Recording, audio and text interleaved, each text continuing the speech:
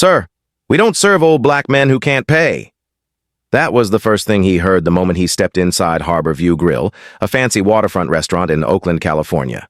The manager said it loud, sharp, like she wanted the whole room to hear. A couple at the bar snickered. Someone whispered, "He must have wandered in from the street." The old man, gray beard, steady back, church shoes worn thin, didn't fight. He simply nodded. The kind of quiet nod every older black man has learned to survive with. He turned to leave, but a young busboy rushed forward. "Sir, you hungry? I can get you some water, maybe a seat by the window." The manager snapped, "You help him and you clock out."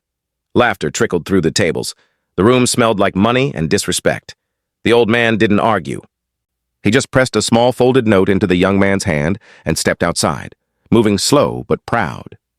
The next morning, the busboy found himself standing in front of a massive glass building downtown Carter Hospitality Group headquarters. The note said, "Tuesday, 10 a.m. Don't be late." Inside, a receptionist smiled. "You must be here for Mr. Carter." Before he could ask who that was, the elevator opened, and there stood the old man from yesterday. But he wasn't old today. No worn shoes, no tired coat, just a crisp charcoal suit and a presence that made the whole lobby straighten up. "Morning," he said, voice deep, steady. "I'm Richard Carter, owner of Harbor View Grill and 57 other restaurants in California." The busboy froze. Carter continued, "I stopped by yesterday to see how things were running.